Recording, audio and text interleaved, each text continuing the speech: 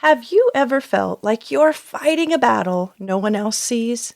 You're doing everything you can to help your child, but the struggle is wearing you down. In today's episode, we're diving into the harsh reality of parenting a child with mental health challenges. But here's the truth. Just because you're struggling doesn't mean you're failing. Let's talk about how you can navigate this journey, find hope, and take back your strength one step at a time.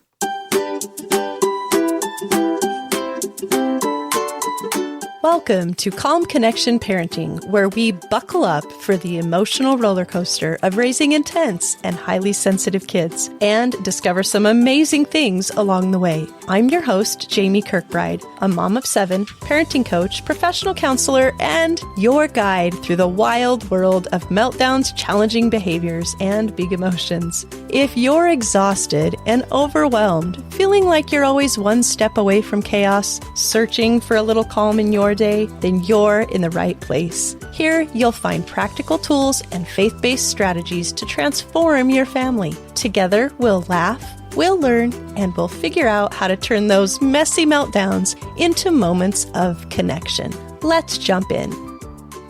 I was reading some thoughts the other day that I had journaled during one of our toughest times. I know it's probably going to sound a little bit raw, and I was a little bit down at the time, but I thought it might be something some of you could identify with. And it started with this quote, "Just because you're struggling doesn't mean you are failing." That's a quote by Toby Mack. And I journaled on. The words of this quote spoke volumes to my heart today. While they brought encouragement, there was also a distinct awareness that struggle didn't quite capture the depth of what I feel in my life at this moment. It's not just a struggle, it's a battle. And in some moments, I feel like a prisoner of war, taken captive by something I never imagined could be so consuming and forceful. It's a battle that wounds the soul and leaves one gasping for air. And while you feel as though you might be a scarred mess, you realize that you aren't scarred at all. Instead, you're an open, raw wound, never given time to heal or repair before being viciously ripped open again. What is it, you ask, that leaves a soul so utterly exhausted and depleted? Parenting a child through a hidden or invisible disability and mental health struggles. Now, wait a minute. How is it that a professional counselor would be so taken by surprise? Don't you see this in your office? Haven't you worked with this before? Let me tell you, no amount of instruction, studying, or work experience can adequately prepare one for the battle of walking your own child through such a landmine or war zone. None. It has taken me some time to collect my thoughts on this. I've shared with others some pieces of our journey as we've worked to get testing, medication, diagnoses, and school resources in place. But the truth is, this isn't a linear, well-marked journey with nice, neat rest areas along the way. And of course, in the midst of all this, COVID hits.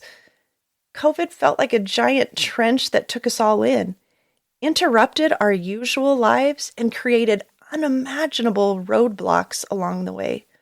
So now I find myself trying to reestablish some ground and find my footing once again.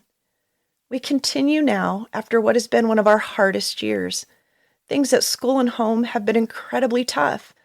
We forge ahead as the diagnosis continues to evolve. And while letters we often hear in this field, ADHD, ADD, SPD, ODD, ASD, and others, they're supposed to bring us clarity. What we really seem to discover is that these diagnoses can morph over time, and it feels so confusing. So when you factor in the various dimensions of these diagnoses along with coexisting issues, you realize that no two children are the same in this journey. But while our individual journeys may have distinct features and differences, I think there are shared feelings, thoughts, and experiences and fears we all face as parents. And the more I risk sharing honestly with other parents, the more apparent it becomes. So many of these struggles we hold in and manage by ourselves because we fear we're the only ones going through them. But the truth is, there are many others privately experiencing these same hurdles, deep holes, and battles. That journal entry was a stark reminder of the pain and the overwhelm that we journeyed through in our toughest times. It reminded me of where we were and where we are now. And it reminded me of how many parents need the hand, the help, and the hope to find their way. Perhaps you are parenting a child through these types of issues, or maybe you're trying to understand this journey so that you can better support someone else who is. And I commend you if that's the case. All of that support is so necessary. But today I'd like to share 5 pitfalls parents may encounter while parenting a child through mental health challenges. Maybe some of these thoughts or ideas I've gathered along the way and in conversations with other parents, and as I've worked with other families in the coaching program. But I hope that they will bring some insight, fresh perspectives, maybe even a tiny bit of encouragement to remind you that you are not alone in what you're feeling, what you're experiencing. And maybe you can identify with one or two of these pitfalls and the truths that I share that relate. Now, these pitfalls are presented in a dichotomous way. Isn't that a great word? Meaning that we often think or feel two totally opposite things. And there can be an internal struggle as we try to reconcile with where we're going to land. What are we going to think? What are we going to feel? What are we going to do? And unfortunately, there can be a load of guilt and shame and self-doubt and second guessing that comes along with all of these thoughts and feelings. So when we feel two very different things, we can vacillate between the two conflicting thoughts or perspectives. And that can oftentimes cause us to feel like we're stuck. It can increase our anxiety. And it can cause us to feel like we're going a little bit crazy, trying to do what is quote unquote right, but never sure what quote unquote right really is. Instead, it can be helpful to orient yourself to things that are healthy, true, and helpful in your journey, instead of beating yourself up or never knowing where you might fall or why you can't seem to, quote unquote, get it right. So I encourage you to try and let go of finding the right thing to feel or do. And instead, I encourage you to give yourself grace to feel some of those conflicting thoughts, emotions, and perspectives, knowing that you can feel something today and then the opposite tomorrow. And that doesn't mean you're going crazy. That might just be part of this journey. And in this way, you can learn to kind of live in the gray, knowing that your thoughts and feelings can come and go. But the truth is, they don't need to control you. So I'm going to share some of these common pitfalls that parents may feel as they navigate parenting a child with mental health issues. Along with these pitfalls, I'll offer some simple reminders, truths, or ways to reframe things. This can help combat feelings of being stuck, overwhelmed, or fearful of failure. Say that 10 times fast. It's important to remember to give yourself a lot of grace for this journey. Last I checked, children don't come with instruction manuals. Don't we wish that they did? So what are these common pitfalls that might consume your worries or cause you to feel stuck and overwhelmed? Number 1, you may question and worry that you're missing something, but you might also fault or shame yourself for making something of nothing. You may not be an expert in psychology or medicine, but you know your child. It might be that you sensed something wasn't quite right long before anyone else ever even noticed. And for many children, what others see may be very different from what you experience at home in the safety of your own space. You may attend parent-teacher conferences and feel like you're going crazy when you hear something completely different from what you see and experience at home. Or perhaps the behaviors seem random and unexplained in the school setting, but the habitual behaviors at home are vastly different. This is one many parents struggle with. They can go back and forth between feeling there is certainly something they need to pursue, even if they can't put their finger on it, to almost accusing themselves of searching for things or making small or insignificant things out to be something more when they really aren't issues. So how does one handle that? Both perspectives tend to be pretty dismissing and discouraging when you're trying to gain clarity on your child's wiring and needs. So I encourage you to remind yourself, you are doing your best with the information you have, and you know your child better than anyone. Rather than getting stuck in constant doubt or evaluation, picture yourself being calmly open to new ideas, perspectives, and insights. Remind yourself to trust your gut and take confidence in what you know. It might even be helpful to journal some of these conflicting thoughts and even some of what you notice to see if there might be some continuity or some kind of pattern to what you're observing. Number 2, you might feel the tremendous responsibility of being their rock and safety, but you may also have times you kind of despise being their safe person. We can get caught up in the necessity of being their rock, their source of strength, so that when they struggle, we can be their security. We may feel like their lifeline and their voice of reason, and this pressure to be on for them can take a really great toll on us. The other side of that two-edged sword can be painful. Just as we are their safety, we see, hear, and experience things with them that they would never reveal to others. You may find yourself on the other end of a horribly dysregulated child with aggressive behaviors, maybe even assaultive or abusive behavior. And while one might leave a relationship that houses such abuse, there's no real escape when it's your child. How does one prepare to approach their own child, not knowing if it should be with open arms or armor?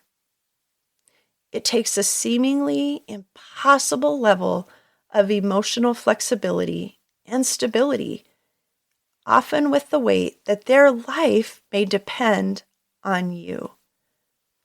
Remind yourself, it is so important to find a healthy outlet so those feelings don't have to weigh you down or build up to a point where you just explode. There is no handbook for how to handle a child with emotions and issues of this magnitude. Rather than hoping that you will do it all right, prepare yourself that you're going to make mistakes, but you're going to continue to learn with each experience. It's okay to acknowledge your desire to show strength, security, and stability. And, not but also allow yourself those moments where you validate the struggle, the hurt, and the pain that you feel. It might even be helpful to find someone outside the situation, such as a friend, a counselor, or a parenting coach who can truly trust with those challenging, hurtful, deep, and sometimes dark thoughts. I personally believe counseling sessions can be a great place to unload some of that hurt and pain and then turn around and leave it all there. This keeps it from becoming a heavier burden by holding it all in. I remember in our toughest times, and sometimes intermittently, I still go see a counselor because it's so important that we get those little tune-ups that help us bring our best game to parenting. After all, what we're doing is really important. And even more significant when you have some of these burdens of raising a child with mental health issues. I want to share this with you, and then we'll be back to hear number 3.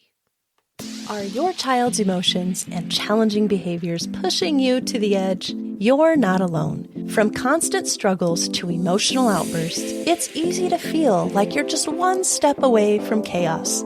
But what if I told you there's a better way? In the Calm Connection program, you'll get access to a video course, workbooks, and a supportive community to learn practical, faith-based strategies for handling even the toughest of behaviors. But the best part, you get weekly coaching calls with me, where we can explore your child or family's specific struggles and work together for some solutions. If you're tired of trying methods that just don't work, or you feel like you don't have time to add one more thing to your plate, don't worry. This program was designed to fit into a busy parent's life and give you real solutions with some quick wins too.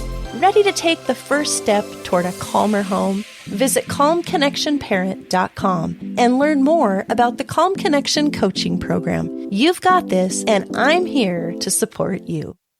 All right, number 3, you might feel guilty for doing things to help your child, and you may also condemn yourself for not having done something sooner. For many, this rings true, especially when it comes to medication. And I know everybody has to evaluate for their own family how they feel about that, and I'm not going to push one way or another, but the truth is, it can apply to just about any new method, approach, intervention, treatment, or even just seeking a diagnosis. I know I agonized over getting our little one evaluated for medication. I felt horrible thinking about putting something so strong and potentially dangerous into his little body. Then, when we finally tried it, I saw such a big improvement that I felt like I had failed him for not trying it sooner. Oddly, those feelings didn't stop there. There are still times I feel guilty that we have him on different medications. And there are still times I wonder if we should have started sooner or tried different ones. There are times I wonder if we need more clear diagnostic information. And there are times I wonder if we've pursued too much. This is simply self-doubt, and it truly can become unhealthy and unhelpful when it circulates through our minds again and again and again, increasing our anxiety, but not really proving effective, especially when it doesn't change our approach or our methods of meeting our child's needs or even better advocating for them. So remind yourself, there is no perfect solution. And as a parent, you are simply trying to find the best options or treatments based on what you know at a given time. Rather than wasting energy wishing you could change past decisions, invest in making current decisions with the best and most accurate information you have now. If you pray about it. See what kind of guidance you get there. Talk with friends, seek wise counsel, but don't let guilt or worry cloud the situation and your ability to make a good decision in the present. Number 4, you might feel like you're not doing enough, but you may also feel like you're totally consumed and doing too much. one of the hardest things we've experienced is that we struggle to find something, whether medication or an approach, that works consistently. In fact, for so long, what worked well for one week might completely flop the next.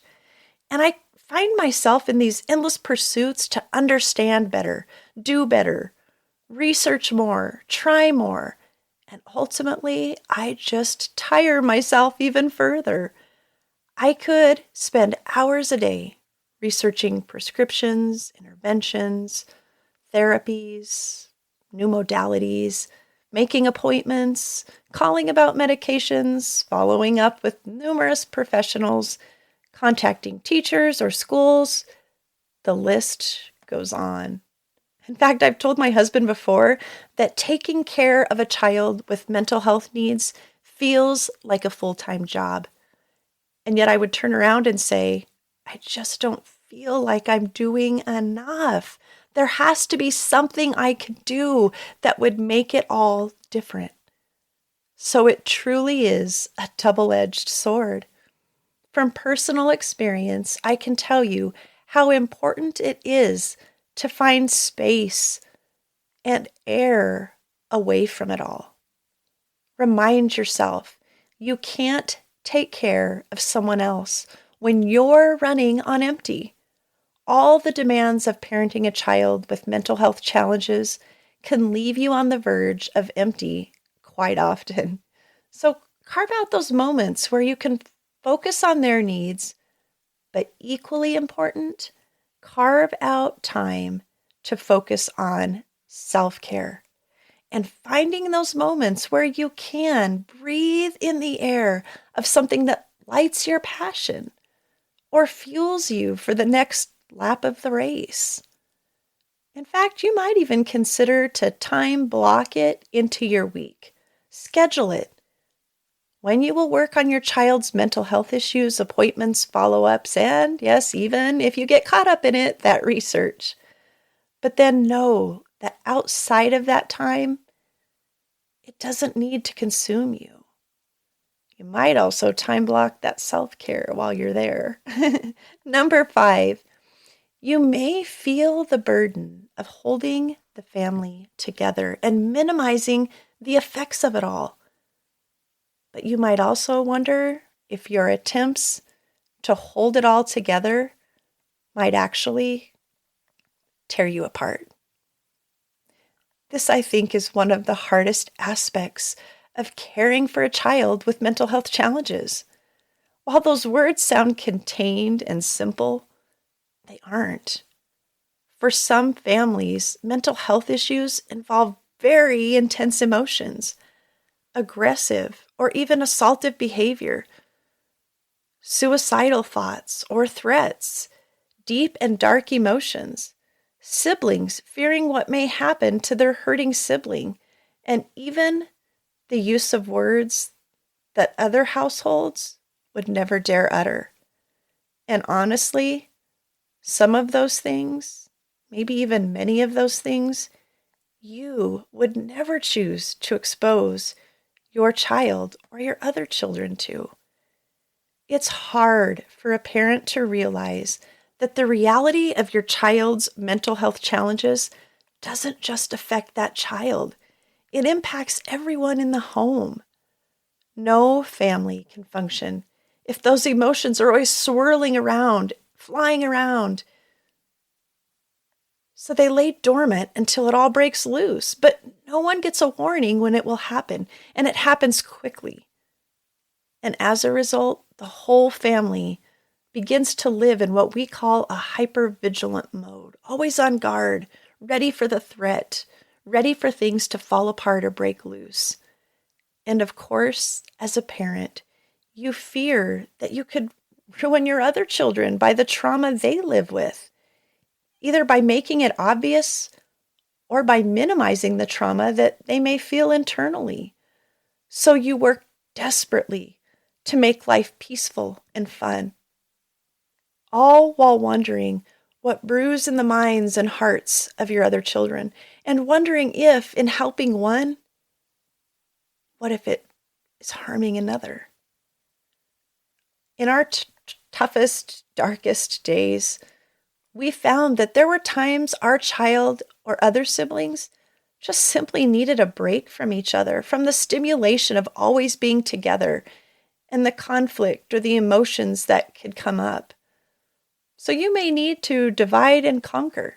Maybe you and your spouse take turns, one staying home and the other going, as you divide the kids for a day trip or an outing. This can allow the siblings or the high-need child the time away or home time, because sometimes they're really all about the home time, without everyone having to be all together. Again, at our toughest times, one of us, my husband or I, would take our child and sometimes even stay overnight at a family member's house, a hotel, or even at one point, for a stretch, we had a place that we rented in a neighboring town. Because sometimes the overstimulation and the time that it takes to maybe adjust to medications or treatments were taking such a toll that we had to minimize our child's stresses and simplify his environment, while also giving our other kids a bit of a reprieve from the intensity, the emotions, the challenging behaviors that they were living with too. Sometimes the intensity of a home can start feeling unhealthy, and for some, as I've mentioned, even traumatizing. And we need to remember to give our other kids that little bit of respite to regroup, refresh, and live without the constant tension and hypervigilance. Building in these times for some organized space can be a positive way for you as a parent to address each child's needs in a more focused way. So don't be afraid to reach out to friends or family to help carry some of this load. Many will be happy to help if you take the risk of asking. If you don't have someone who can handle that level of care, I get that too. You might need to look for some respite care or services that you can ask about in your community, maybe through your church, or a local counseling office might have some resources. Remind yourself, you are not expected to have all the answers or to know how to do it all perfectly. No one would. Instead, focus on being calmly in control of your thoughts, feelings, and actions. This will carry you one step at a time toward being the healthiest and most whole family you can be, without comparisons to others. And remember, your personal health will be a great example as your children learn and grow stronger, navigating the challenges of their siblings' special needs. Again, don't be afraid to talk about the tough things. Seek counseling as a family. Or you might even consider getting your other children the support they need in counseling to navigate such a tumultuous path. Validate their feelings and do the best you can to make each child feel like they have a safe space and people who are looking out for what they need and that those needs are met. Also, arm them with the ability to ask you when they need something. Encourage them that you want them to let you know if they need something. And remember, this experience can grow and change them in ways that equip them for things they may face in life. This may be part of the big plan to helping them learn the tools to fulfill the purpose God created them for. The truth is, you are fighting a battle. And the battle of parenting your child through mental health challenges is beyond tough. It's exhausting. At times, you may feel alone, but you aren't. There are others who are having similar experiences. They're just not things that people are freely talking about or sharing on Facebook, but it doesn't mean they aren't happening. In fact, it's healthy to remind yourself that social media is simply like watching others' highlight reels. Few people share the pain they really feel or experience there, even though it might really exist. A friend of mine said it well the other day. She said, I sometimes feel like a fraud because what I show to others isn't really what's going on. True that. We have to sometimes portray outwardly, maybe for the sake of our other children, our family, our job, maybe even for our own sanity, a resemblance of strength, coping, or health. But what we feel internally can feel like such a mismatch. In that space is where loneliness begins and grows. And I know this can feel really tough and risky, but we need to give ourselves the grace to shed light on our difficult experiences and deep emotions. For some, that may mean taking time to share honestly with a close and trusted friend, maybe talking together, praying together, or just crying together. Others may find some relief in journaling to get those thoughts and feelings out. It might also be useful to consider seeking support from a counselor or parent coach who can serve as that healthy outlet and guide for everything you're trying to understand, learn, and survive. And don't underestimate these avenues of self-care. Many parents feel that taking time for self-care is selfish, but the truth is, self-care enables you to better care for others, and you can't help others when your own tank is depleted and empty. I remember shortly before I created the Calm Connection Parent Coaching Program, there were 2 cases of parents in an online support group that I was a part of that lost their lives to suicide. My heart ached for them and their families, understanding the consuming overwhelm and desperation that can so easily overtake parents in this situation. I knew I wanted to be a part of finding, creating, and offering services to give the necessary support and resources that can feel and be impossible to find when you're desperately searching for them. If you're listening today and you're struggling, please reach out, message me, let's connect. And for a short time, I will be taking a few clients for one-on-one coaching opportunities, and we'll soon be enrolling for the group coaching program as well. So check out the resource page at calmconnectionparent.com/resource, where you will find free resources as well as ways that we can work together to help you along this journey. Find those avenues, whether physical, emotional, or spiritual, that help refuel and refresh you. Those moments may be few and far between, but taking time for you is essential. These moments allow you to come up for air, take a deep breath, and be ready for what lies ahead. I heard a parenting expert the other day say self-care is not optional or selfish. It is part of your parenting responsibility. Take it seriously. Self-care helps you show up as the best parent you can be to raise your child to be all he was created to be. But just like your child was created for a purpose, so were you. Your role in parenting takes a great deal of time while your child is in your home, but they won't always be there. Are you growing yourself in ways that you will feel fulfilled and purposeful even when your parenting tasks change or stop? Are you growing, learning, plugging into those things that bring you life outside of your family and your child too? It's so important, and do it without guilt. That's part of becoming all you were created to do, and fulfill those purposes that were part of God's plan for you. As we wrap up today's episode, I want you to hold on to something important.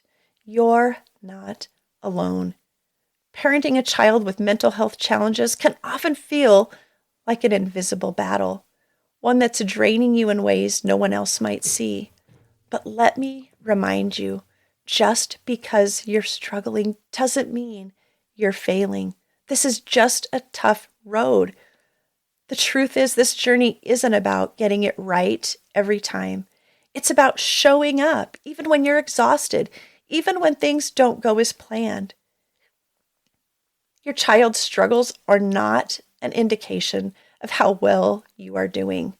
Your child may continue to have struggles even if you were doing everything perfect. What you're doing matters. You're making a difference in your child's life, even on the days when you feel like you're not. You may not have all the answers, but you have something even more powerful: a deep love, an unwavering commitment to your child. And that, my friends, that's enough. So take a deep breath and give yourself the grace you need. Trust your gut. Seek help when you need it. And most importantly, remember there's no shame in taking care of yourself along the way. You can't pour from an empty cup, and your well-being matters too. Take that one small step today, whether that's finding a moment for self-care, reaching out to a fellow parent or friend for support, or simply acknowledging that the feelings you're feeling are valid. This journey may not have a clear map, but together we can create a road to healing, understanding, and hope. Keep showing up for your child and keep showing up for yourself. You're doing an incredible job. And remember, I'm here walking alongside you every step of the way. You are stronger than you think, and this battle you're fighting is shaping you both, your whole family, into something beautiful. Keep moving forward, one step at a time, and remember, you're not alone.